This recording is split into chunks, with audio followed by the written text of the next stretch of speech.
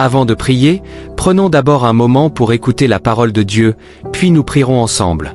Parfois, le plus grand danger pour votre vie spirituelle n'est pas un péché évident, mais l'incrédulité.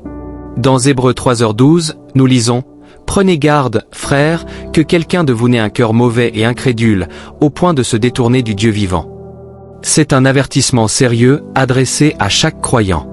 La Bible vous dit de veiller sur votre cœur, de prêter attention aux pensées et aux attitudes qui vous éloignent peu à peu de la confiance en Dieu. Un cœur mauvais et incrédule est un cœur qui a laissé le doute, l'entêtement et l'amour du péché repousser la parole de Dieu.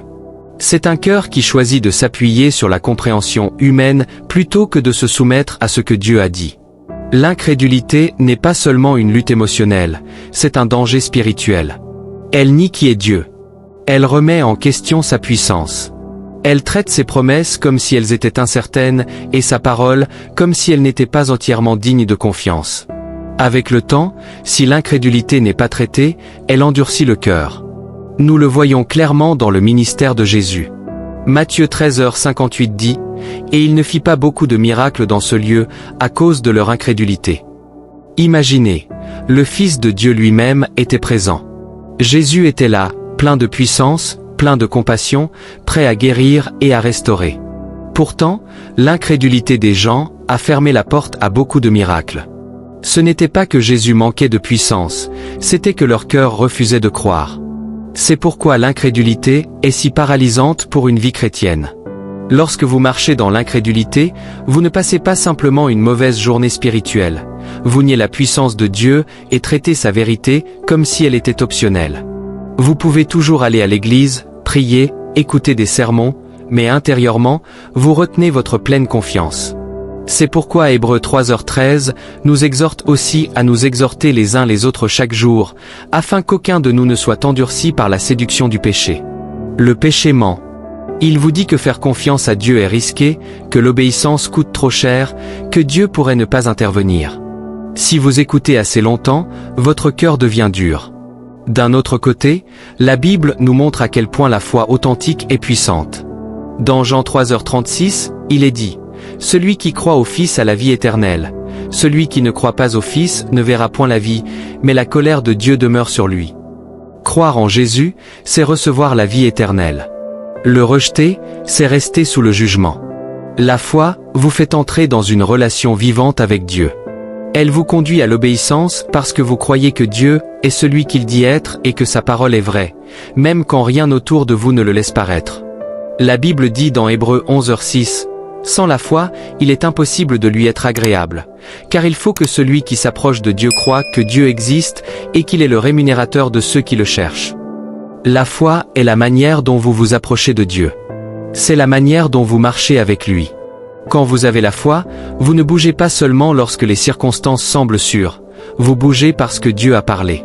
Vous obéissez même quand vous ne voyez pas l'issue complète, parce que vous êtes convaincu de son caractère. C'est pourquoi 2 Corinthiens 5h7 dit « Car nous marchons par la foi et non par la vue. » Le monde vous enseigne à vivre par ce qui est visible, par ce qui semble logique, par ce qui vous avantage ici et maintenant. Les choses de Dieu ne suivent pas ce schéma. Le Seigneur vous appelle à pardonner quand il semblerait plus facile de rester amer. Il vous appelle à donner quand il serait plus confortable de garder. Il vous appelle à faire confiance quand vous n'avez pas toutes les réponses. C'est pourquoi vous devez être gouverné par la parole de Dieu et non par le système de ce monde. La foi vient en entendant et en recevant la parole de Dieu. Romains 10h17 nous dit « Ainsi la foi vient de ce qu'on entend, et ce qu'on entend vient de la parole de Christ. » Plus vous remplissez votre esprit et votre cœur des Écritures, plus vous donnez de place au Saint-Esprit pour bâtir une vraie foi en vous. Cette foi n'est pas seulement pour les bénédictions, elle est pour l'obéissance, l'endurance et la sainteté. Elle vous aide à dire « Seigneur, je vais faire confiance à ta parole, même quand mes émotions ne sont pas d'accord, même quand ma situation semble impossible. » Aujourd'hui, prenez donc cet avertissement au sérieux. Ne laissez pas l'incrédulité habiter tranquillement votre cœur. Apportez vos doutes à Dieu. Confessez les domaines où vous avez fait plus confiance à votre propre sagesse qu'à la sienne. Demandez-lui d'attendrir votre cœur et d'augmenter votre foi. Choisissez de vous tenir sur ces promesses, même quand vous ne ressentez rien. Que votre vie soit marquée par la confiance en le Dieu vivant. Refusez la dureté de l'incrédulité. Embrassez le chemin de la foi et laissez la parole de Dieu façonner votre manière de penser, de choisir et de vivre. Maintenant, prenons un moment pour prier ensemble. Roi Jésus, tu vois combien souvent mon cœur essaie de croire et pourtant lutte encore avec le doute. Tu connais chaque question que je porte, chaque peur que je ne dis pas à haute voix, chaque instant où je regarde plus à mes circonstances qu'à toi. Alors je me présente devant toi aujourd'hui et je te demande, aide-moi à te croire plus profondément. Augmente ma foi, Seigneur Jésus. Prends ma petite foi fragile et fortifie-la. Enseigne à mon cœur à te faire confiance pour mes décisions, ma réponse à l'épreuve et ma marche quotidienne avec toi.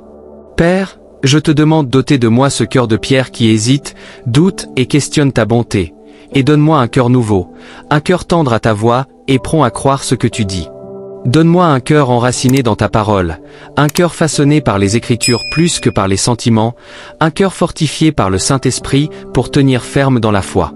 Aide-moi, Roi Jésus, à avoir une foi qui ne s'effondre pas sous la pression. Aide-moi à avoir une foi qui s'attache à toi quand rien n'a de sens. Je désire avoir une foi qui te soit agréable, la foi qui te voit plus grand que tout problème, toute montagne et toute tempête. Ta parole dans Hébreux 11h6 dit: sans la foi, il est impossible de lui être agréable, car il faut que celui qui s'approche de Dieu croie que Dieu existe et qu'il est le rémunérateur de ceux qui le cherchent. Seigneur, je prends cela à cœur. Je ne veux pas vivre une vie qui est proche de la foi extérieurement, mais loin de la foi intérieurement. Je veux vraiment croire que tu es celui que tu dis être. Je veux vivre comme quelqu'un qui croit que tu récompenses ceux qui te cherchent. Alors je te demande, Saint-Esprit, émeus mon cœur pour que je te cherche davantage, que je prie plus, que je lise et médite ta parole plus. Car ta parole dit dans Romains 10h17, « Ainsi la foi vient de ce qu'on entend, et ce qu'on entend vient de la parole de Christ. » Que ma foi grandisse en t'écoutant à travers les Écritures. Rappelle-moi qu'il n'est jamais trop tard pour toi d'intervenir dans ma vie. Il n'est jamais trop tard pour que tu entres dans ma situation et changes ce que je ne peux changer. Seigneur Jésus, je crois que tu es capable de guérir les cœurs brisés.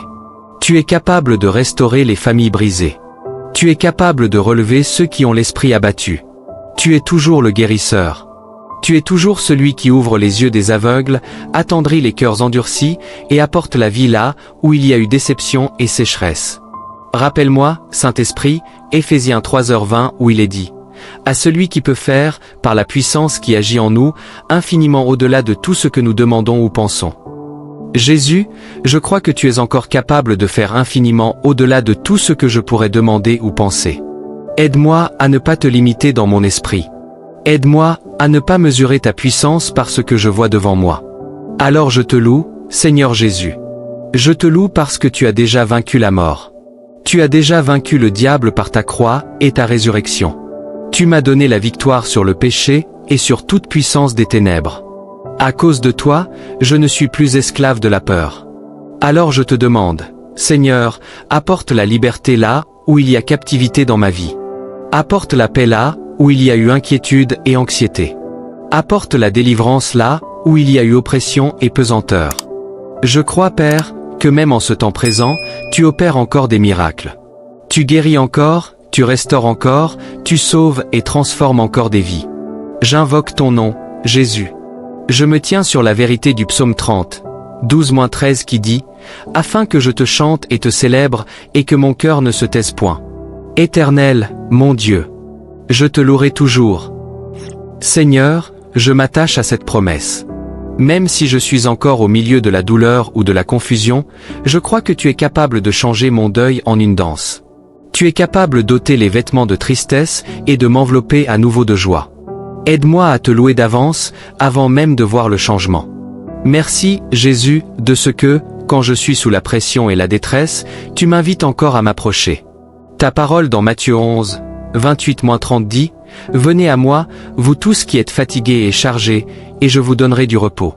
Prenez mon joug sur vous, et recevez mes instructions, car je suis doux et humble de cœur, et vous trouverez du repos pour vos âmes. Car mon joug est doux, et mon fardeau léger. » Père, je confesse que je ne peux porter mes fardeaux seul.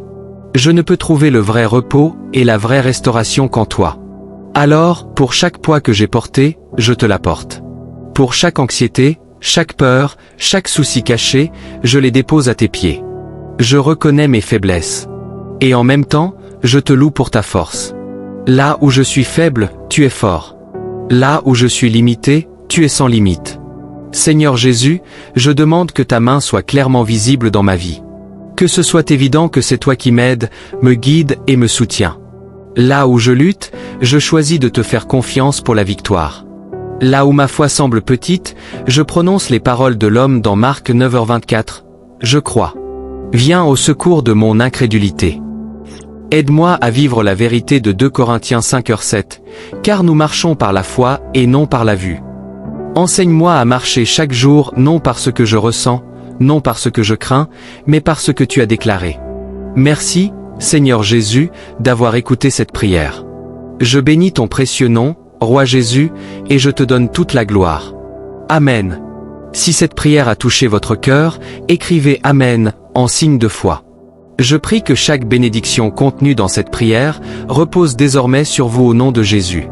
Et si vous avez besoin d'une prière particulière, n'hésitez pas à nous le faire savoir dans les commentaires. Nous serions honorés de prier pour vous. Que la grâce et la paix de notre Seigneur Jésus-Christ soient avec vous toujours.